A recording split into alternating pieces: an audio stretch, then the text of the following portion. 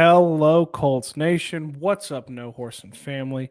Welcome back to an episode of the No Horsing Around podcast. As always, I am one of two dudes talking Colts. I am one of your hosts, Stephen Burton. In today's episode, we're going to kind of look at a Twitter poll that I put out because we're getting really, really close to training camp. We've had a lot of fun, interesting, hypothetical topics, and really and truthfully, over the last couple of weeks, had a lot of national media coming out with some really hot takes, kind of about the Colts and certain players. And I want to gauge y'all. I want to gauge the No Horsing Around family. Before we get into that, as always, you guys, please, please, please like, share, subscribe, comment, ding the bell, join the family, join the family. You guys know by now you can join in numerous ways. There's different tiers where if you want to financially help the channel, that we'd love that. If you just want to be a subscriber, we love you too. It's all about kind of raising the awareness and then also just growing the No Horsing family because we want to reach as many people and get to know as many people in Colts Nation as we possibly can. So, like I said, we had a fun discussion topic as it came out, and there's a lot of hot takes about the Colts going into this year. If you're a Titans fan, you hear a whole lot about garbage, garbage, garbage. Another quarterback, another year, we'll just keep beating them. That's not really a hot topic. But then you kind of start to go through some of these. You had a lot of big additions. We had Matt Ryan, and one of my personal favorites is Jelani Woods in the draft, but you also had Alec Pierce, and you also have one of my favorite signings of the entire offseason, which was Yannick Ngakoue, Michael Pittman Jr., Paris Campbell. We've had a lot of fun ones, but really we're going to focus in on four different ones in this one. And I want to hear from you guys. I really want to hear on what you guys think. I want to hear which one do you think is the hottest take? Did I miss a hot take? So drop it in the comments. As Zach likes to say, really light us up in the comments, you guys. So let's kind of start off. One of the big ones, obviously, is Matt Ryan as a dark horse MVP candidate. We've done a video on this. I think it's entirely possible. I see him as a 4,000-yard passer and probably 25 to 30 touchdowns.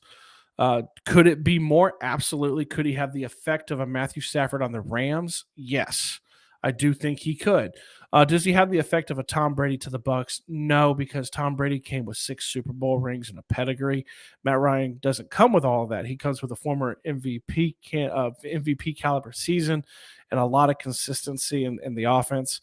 You're seeing a lot of talk during the offseason of the massive upgrade from him to Carson Wentz. And for those who are kind of geeked out and love Madden, I was looking today at the leaked ratings. And it's one of those things. Matt Ryan's kind of middle of the pack, but if you're talking upgrades, they have Carson Wentz at a 70 rated down there. I mean, he's below Malik Willis, who's the potential third string quarterback for the Titans right now. So it's definitely an upgrade. The weapons are a thing that people talk about. Does he have enough weapons? We're going to find out if the weapons flourish. If you see a Paris Campbell stay healthy and look good, if you see a Jelani Woods or a Mo Alley Cox really start to flourish in the offense, if you see Naheem Hines catching more passes, which I think at this point we're all on board with it, that's going to happen, right? That's definitely going to happen. So could it be? Is it a hot topic? Yes, absolutely. Because, one Louis Riddick, whose name you're going to hear several times on this episode, put that out there. Definitely put it out there, right? That he is a potential MVP candidate. You're also going to hear him talk about numerous other ones. Louis Riddick has become a member of the Colts Nation fan club, and we love that. So do we think it's a hot topic? Yes. On a scale of like lukewarm to scorching, I would say it's right in the middle. It's kind of like it's sizzling, but not huge. Because is it a possibility? Yes, and a lot of people are talking about it. What's the next one really? And these are some more recent ones that we've seen kind of come out. And the next one really is Michael Pittman Jr. is the number one wide receiver in the NFL. This came from Good Morning Football, which I adore and love. Kyle Brandt, Peter Schrager, maybe like Kay Adams is gone, but I do like her replacement too. But they had it on there, and this is very recent, like today recent, that they expected Michael Pittman Jr. to potentially be not only the number one wideout on the Colts, which we all know he is, and we want to see him blossom into that further, but that he could potentially be the number one wideout in the NFL. Now let's kind of take a step back for a second and look at who these wideouts are. Devontae Adams, 100 plus catches, 1,500 plus yards, 10 plus touchdowns most of the time, right? Tyreek Hill, who y'all know my feelings on, and I actually don't know how well he's going to do in Miami because I don't think Tua is that great. But you have him. You, know, you it's a very tough crust to crack for Michael Pittman Jr. Now, is it possible? Absolutely. A lot of people talk about the impact that Julio Jones had on Matt Ryan, but let's talk about the impact that Matt Ryan had on Julio Jones and Calvin Ridley and Kyle Pitts. Kyle Pitts, I know he's a tight end, 1,000 yards in his rookie season. I think he had like eight touchdowns, somewhere around there. Calvin Ridley became a legitimate number one receiver who people were willing to trade for till he got suspended for the year. Right? And Julio Jones is a Hall of Famer. Like, they went and they got Julio for Matt Ryan, but if Matt Ryan's not a productive quarterback, then Julio doesn't flourish into what he is. So let's kind of track this back to Michael Pittman Jr. Right?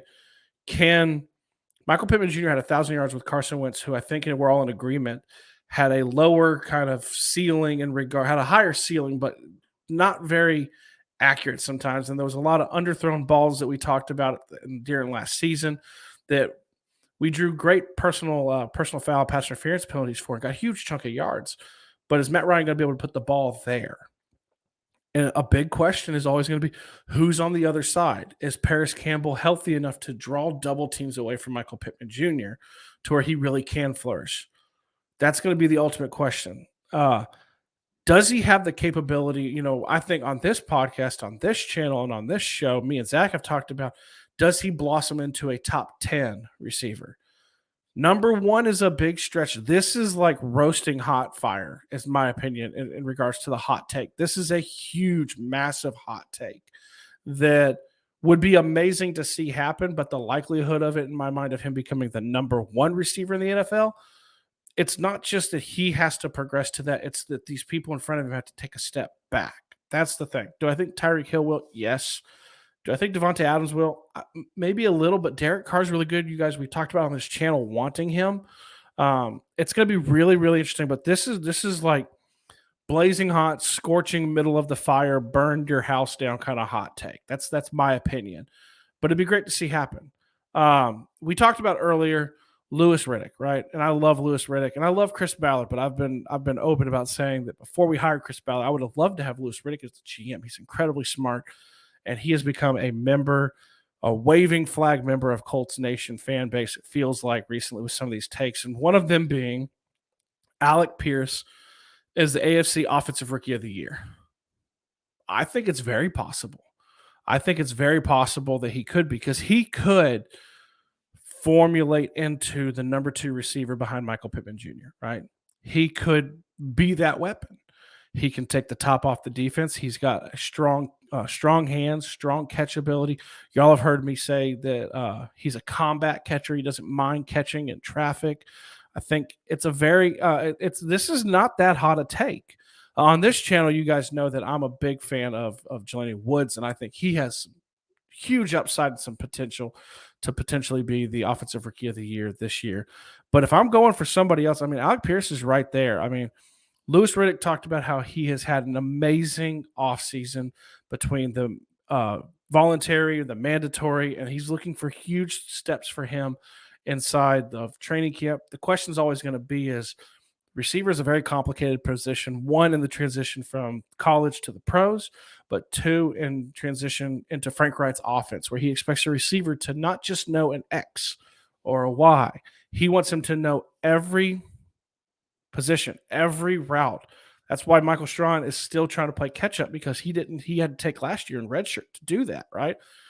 So is this a scorching hot take? I actually think it's probably the least hot of all the takes that we've heard, because I think it's a very real possibility. The question I've always had is that, in my mind, and you guys know me, I have Jelani Woods with like 700 yards. I have Michael Pittman with like over 1,000. Let's just bare minimum over 1,000. I have Paris Campbell with over 1,000. Very rarely do you see three receivers on the same team getting 1,000 yards, a la Reggie Wayne, Marvin Harrison, and Brandon Stokely back in the day. It's a very tough ask, right? There's only so many balls, and let's not forget that JT's in the backfield and you're going to want to give him the ball. So it's just, is there enough balls to go around for Alec Pierce to get up the numbers that are going to be required of a rookie, of a wide receiver to get that award? If there's ever a year to do it, it's probably this year because I don't see the rookie quarterback class being that strong. So, and the really the rookie running back class either. The receiver class is loaded, so it could really potentially come down to a receiver winning this award. Does he get enough targets? Does he get enough balls? That's what we're gonna have to wait and see. But as far as this one, man, this is like turned off the oven and it's still a little warm. I just don't think it's that hot. I think it's got the highest possibility of potentially happening. And then kind of the last one, it's another Lewis Riddick one, and Good Morning Football did this too. Colts is a dark horse Super Bowl contender. A lot of people really, really like this. And, let's be honest, Colts Nation and the Horse family, can you blame them?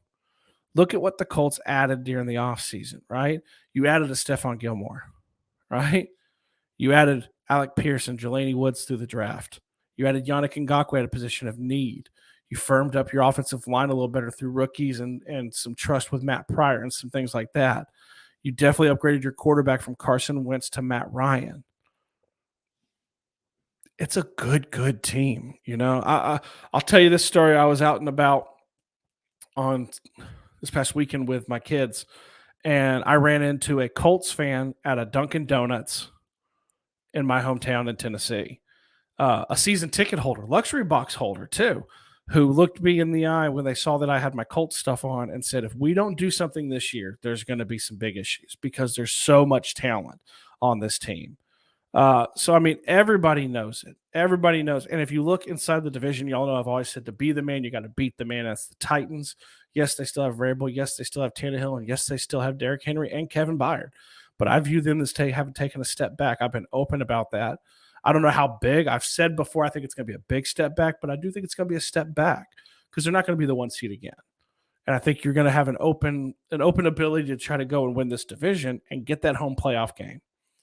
And then it's a matter of just getting hot at the right time. And we all know defense in the running game carries and travels in the playoffs if you have to. And the Colts have both those things in spades this season.